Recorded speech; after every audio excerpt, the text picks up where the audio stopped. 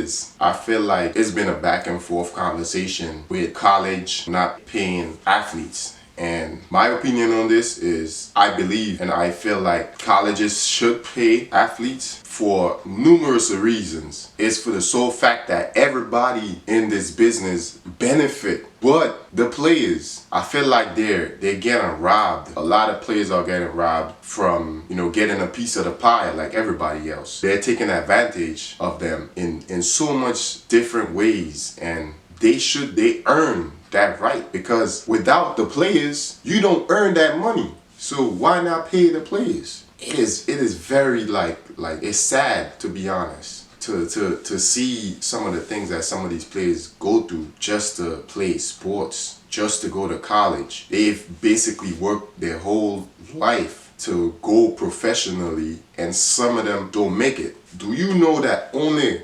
1% of players in sports today make it professionally?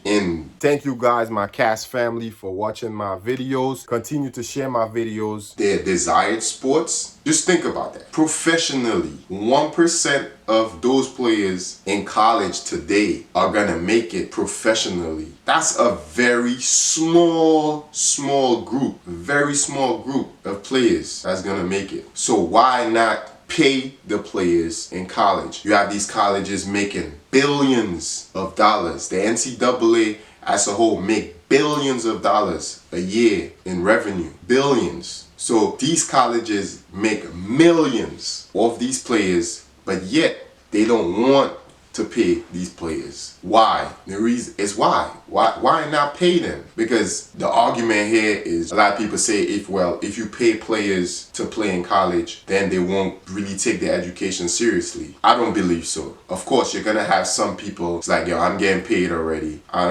You could put a rule in place that you could only get paid if you attend your class and you do your work, like you work towards a degree, because that's the ultimate goal in going to college. I feel my thoughts on college is everybody in this world isn't meant to do the same thing. A lot of people that are making $100,000 a year, $200,000, some of them don't even have a college degree. And I went to college and it was pretty good. I ran track there. But the thing about this is, I feel like the point that needs to be brought to these people attention on the NCAA committee is that most players, their best playing days are in college. Some players peak when they're in college. Their best playing days are there. After that, they don't progress, they regress. So to think that you're a 5-star player in any sports, and you go in college and you get recruited, you go through this whole process, you get a scholarship, now you're in college. You're dominating college players, but now you're selected, you get drafted to go pro in whatever sports. You go pro and now you're pro and you can't. It's different. You're not dominating as you should or as you did. Why? Because some players are just they're not built for pro. Pro sports is a whole different ball game. It's different from college. Professional sports now is business. It's more on the business side than playing. And you hear a lot of players say this in different sports. Oh, I thought, you should know. It's all a business. You're a star player and that team sucks, you're gonna get traded for younger players or drafts. Another thing is, players get injured. I've seen it. If you've been watching sports in general, we've seen star players get hurt in sports all the time. Usain Bolt pulled hamstring in one of his races. We seen him fall down and lost the race. He pulled up. It happens to the best of us. LeBron had a groin injury which cost him 30-something games last season. You name it. KD injury cost them, it's debatable, you could say cost them a championship. So it's a lot of things that injuries cause, and a lot of players get hurt in college and they never really reach that level that they should be as a player, as a lot of people say they will be, or they deem them a star. You never reach that level because you get hurt. Sometimes it's not just one injury. With professional sports, it's always something. And in college, you have one surgery, sometimes two. That same injury end up reoccurring again, and you're playing career, some players can't take that beating on their body and they decide to hang it up. Like, I'm done. It's really sad because certain players go to college just because they don't have no other choice. They see it as a platform for me to showcase my skills and then I could go pro. So their whole mindset is set on going pro. And that's why you have a lot of players going to college for 1 year. Certain rules are set for numerous different sports, but basketball is still one and done. You could do one and done. Football, I think you have to be in college for 3 years. Numerous soccer, you could go pro from 16. There's different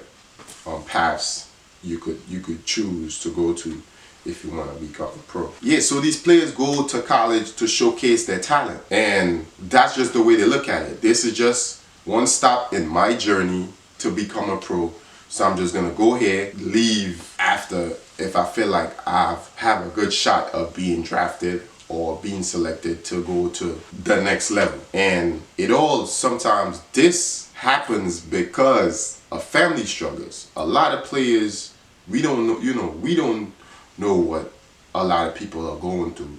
But poverty seems to be like the common theme when you listen to a lot of these players interview. They was brought up through poverty, and a lot of people, families are struggling. So it's even hard on them being in college and you don't have that money coming from your parents to give you for food, because these colleges think because they give you a scholarship, that's about it. I give you a scholarship, you come play, and this, you don't have to pay for school. Yeah, but how about dormant? How about food? How about all of these other necessities that you need as a person to survive? I was reading this article on this player, and he's in the NFL now. It just struck me as, oh man, it's really hitting me. His story could have been different if the NCAA was paying athletes in college. He was in college. He was an honor roll student.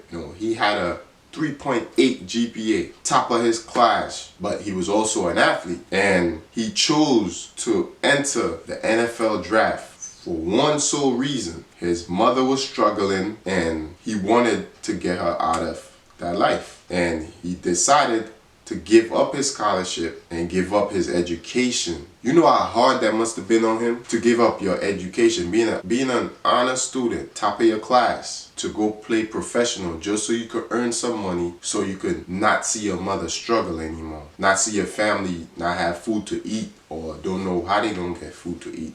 That's hard. That's hard on anybody. And to see that you're being exploited in college when you should be getting paid or getting some piece of the pie, you're not, and that hurts. Think about it. These colleges pay their coaches millions. These coaches earn millions a year. Some coaches 5 million, 3 million, whatever the contract is annually, they get paid, right? The school brings in millions. That's revenue. They have top of the line facilities and everything, and you're dominating on the field. You're bringing them all that money. They got your face waving around and you can't get no money for that. They selling your merch, your name, your jersey, everything. Sold out arenas, sold out stadiums, etc. And you're on the outside looking, everybody here earning some financial, the colleges are getting, the coaches getting, the NCAA is getting, for that college is getting. So everybody is getting some form of finance through your abilities, something you work hard your whole life for. These people wasn't there with you at the age of 5 or whatever age you start playing your sports, and they're basically the one that gets to bear the fruit, gets to eat the fruit, and they're the ones that benefit. That's not right. Coaches' salary for the past decade have spiked. Coaches are getting paid $10 million. They're getting paid $20 million over a span of how much years they signed their contract. Why? Because these TV deals are in the billions, in the millions. They're offering these colleges these big contracts to show their games. Why? Because, for example, Zion Williams, they had one camera, as I recall, that was steadily on him during his playing career at Duke. That camera was focused solely on Zion Williamson. Why? Because he was that star player. They look at him as a game changer. He's going to transcend the game to another level that we've never seen before. So he's that star power. They keep that camera focus on him. A lot of the games was on ESPN and ABC and TBS, all of these channels. Why? Because of the TV contracts that they give these guys. They're getting millions of dollars in return for that. Yet if a player accepts a loan, from anybody, you deem them ineligible to play. Why? When all they're trying to do is have food on their plate to eat, to come play your game. You see, they can't take shoe endorsements even if they're already deemed a superstar in college, not even being in professional sports yet. So it's unfair to the players. It really is unfair. And I think that the NCAA should pay these players, or a system set up where these players get paid for their likeliness. And it's about time that they get paid. Because you go to college for 4 years. Most players play the game for fun. Then you have star power in between. So you kind of know who's gonna go professional and who's not. Sometimes a guy that you think would never make it will be the guy to make it and actually stay professional. And the star player gets burned out because they work them so much in college. They get hurt. They never pan out to be what everybody deemed them to be, this great player. You've seen it all the time in sports. A lot of people, they peaked at a very young age in their early 20s. They never end up being great. They just end up being average players. Some players, you could say, when they make it professional, they don't work as hard because they feel like, I've arrived. It's all because of that mindset of, I'm here, I got this check, now I could take care of my family. I keep playing average in whatever sports it is, and I could earn a check. And that's fine with me. Other players, they want to be great. They want to be better. So